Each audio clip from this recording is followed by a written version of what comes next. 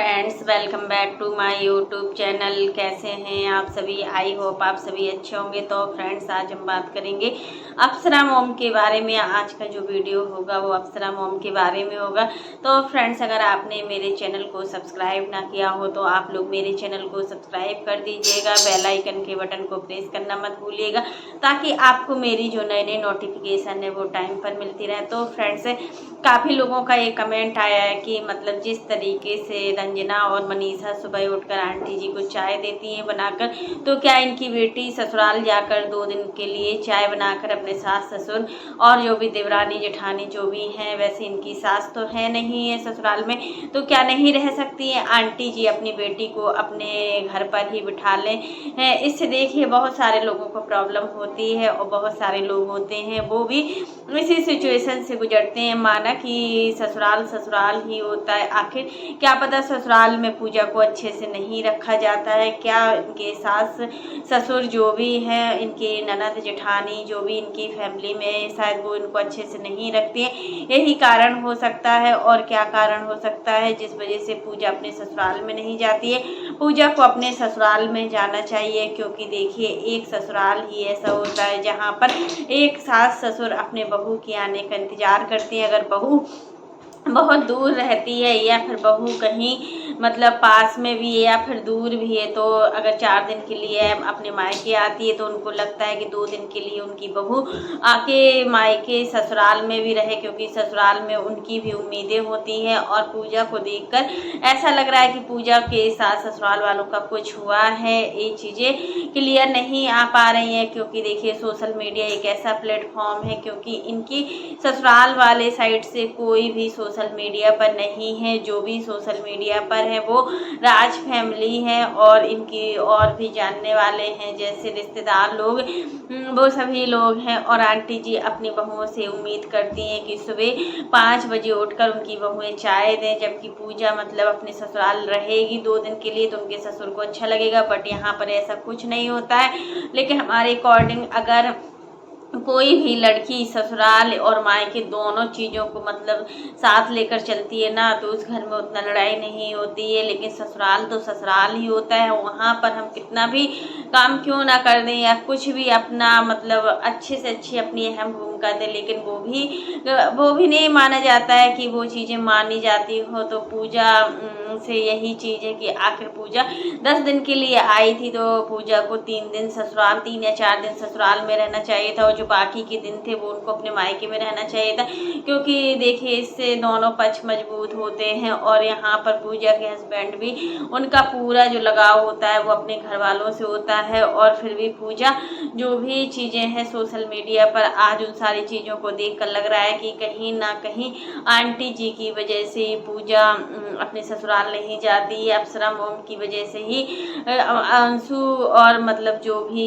सामने आई थी जो भी चीज़ें, वो सिर्फ अप्सरा मॉम की वजह से ही हो रही है। और यहाँ पर देखिए आंटी जी की हमें एक बात बहुत ही अच्छी लगी है कि वो हर बात अपनी बेटी के ससुराल वालों से पूछ कर करती हैं। लेकिन आंटी जी, आपको बोलना चाहिए था पूजा क्यों नहीं जाती है ससुराल, उसको ससुराल जाना चाहिए था, और ससुराल में रहने के लिए बोलना भी चाहिए। अगर बच्चे आपको पसंद है तो क्या उनके ससुर को बच्चे से लगाव नहीं है?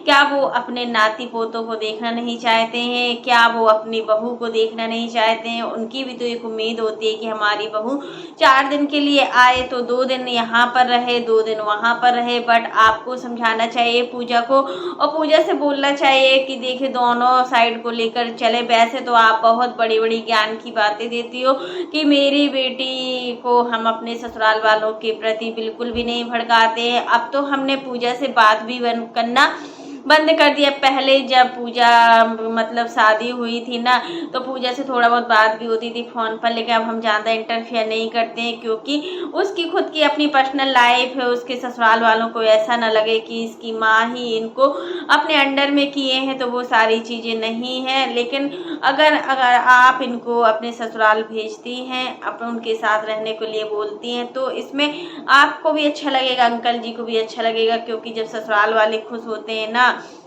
तो एक बहू सच में बहुत ज़्यादा लकी होती है कि उसके ससुराल वाले उससे खुश हैं। बट आज की जनरेशन में ऐसा कुछ नहीं होता है, किसी के ससुराल वाले इतना मतलब खुश नहीं होते अपनी बहू को देखकर जितना कि अपनी बेटी को। यही तो फर्क होता है बहू और बेटी में। जब बहू मतलब मायके से, जब बहू अपनी ससुराल में रहती है ना, तो उसकी कोई भी इज्जत नहीं करता। और वही जब बेटी शादी के बाद अपने मायके आती है मम्मी पापा से मिलने, तो माँ को ऐसा लगता है कि ये भी उठा कर दे दें, अचार भी उठा कर दे दें, और कुछ अच्छा स्पेशल पापड़ चिप्स जो भी बनाती है ये भी दे दें, सब बेटी को दे दें, सब बेटी के लिए है।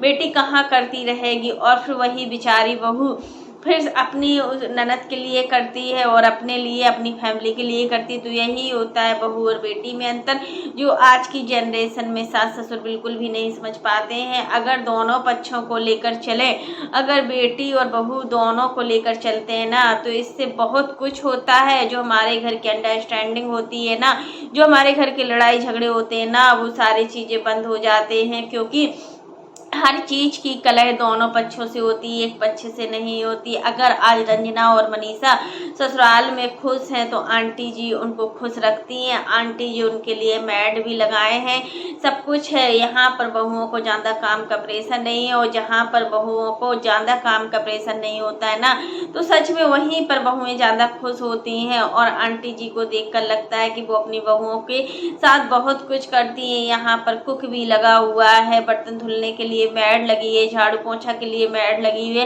कपड़े प्रेस करने के लिए मैड लगी है। तो फिर बहू कहाँ से कुछ बोलेगी। यही थिंकिंग होना चाहिए हर ससुराल वालों को कि अपनी बहू को बेटी समझे। तो फिर सच में दोनों पक्ष जब सही होते हैं ना, तो वो घर में उतना लड़ाई झगड़ा नहीं होती। बट आंटी जी के यहाँ लड़ाई झगड़े का कारण थोड़ा इनके बेटे हैं, क्योंकि ये मुंहफट है, कुछ भी बोल देते हैं। प्रिंस को देखकर हमें लगता है कि प्रिंस भी कुछ भी बोल देते हैं, और सचिन को देखकर लगता है कि सचिन भी बहुत कुछ बोल देते हैं। सचिन अब अंबाला पहुंच गए हैं, सचिन की तबीयत ठीक नहीं है।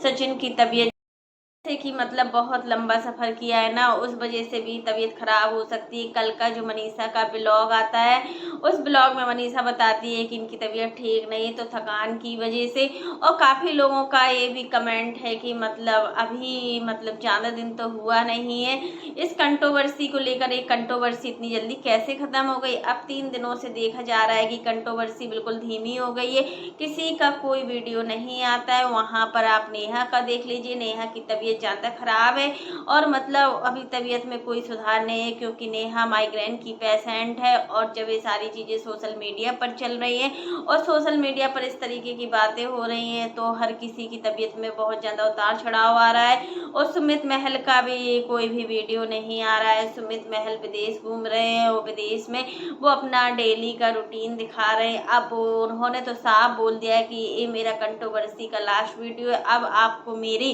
डेली रूटीन देखने को मिलेगा। अब आपको मेरा जो डेली रूटीन है वही सारी चीज़ें मिलेंगी। यहाँ पर सचिन का भी 3 दिन से वीडियो नहीं आ रहा है। सचिन का अपना डेली ब्लॉगिंग वाला वीडियो आ रहा है, कंट्रोवर्सी को लेकर कोई भी वीडियो नहीं छप रहा है। क्योंकि देखिए, वीडियो जब कंट्रोवर्सी होती है ना, तो इसमें ब्लॉगर का भी फायदा होता है और रिएक्शन चैनल वालों का भी फायदा होता है। रिएक्शन चैनल वालों को सोचना नहीं पड़ता है कि हम वीडियो कैसे बनाएं या कैसे नहीं बनाएं। उसी प्रकार से जो ब्लॉगर होते हैं, जो अपना दिखाते हैं डेली रूटीन, उनको भी ये चीज़ें नहीं बतानी होती कि आखिर उनको क्या करना है क्या नहीं करना है।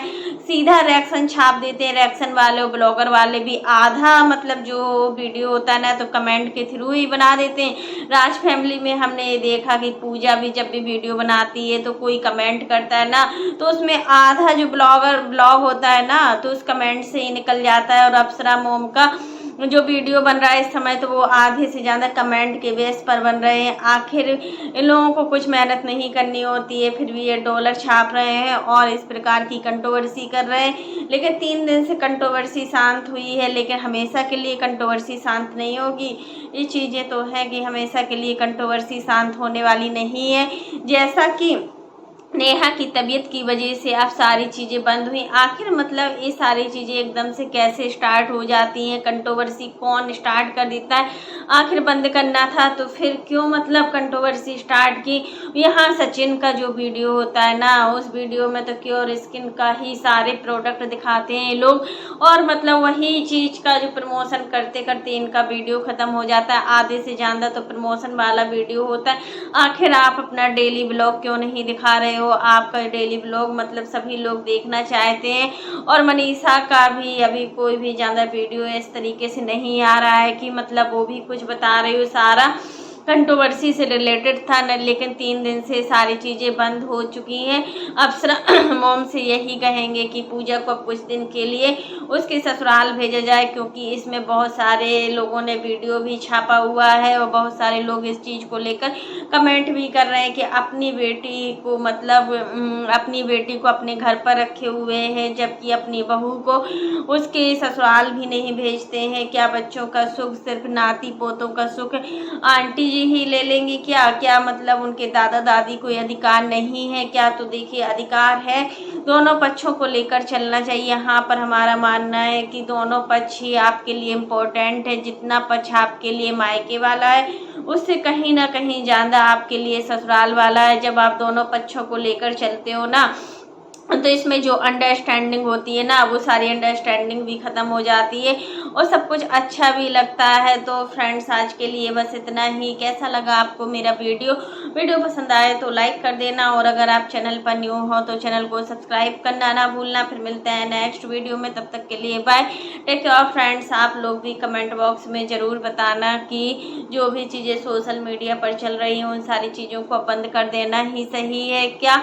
इन चीज़ों से कोई मतलब नहीं है। आखिर लोग बाग इन चीज़ों को करते हैं ना, तो उससे कोई भी मतलब नहीं निकलता। इन सारी चीज़ों को जल्दी से जल्दी समाप्त कर देना चाहिए और फिर अपना अच्छे से अच्छा ब्लॉग दिखाइए जो हम लोग देखना चाहते हैं, क्योंकि मनीषा का सभी लोग चेहरा देखना चाहते हैं, ना कि ये क्योर स्किन वाले प्रोडक्ट, क्योंकि हर किसी को ये सारी चीज़ें पसंद नहीं आती और आपका काम होता है प्रमोशन वाला। आपको हर हाल में ये चीज़ें दिखानी ही होती है, क्योंकि अगर आप प्रमोशन नहीं करेंगे तो आपका उससे पैसा भी नहीं आएगा और फिर आपका उतना खर्चा भी नहीं चल पाएगा।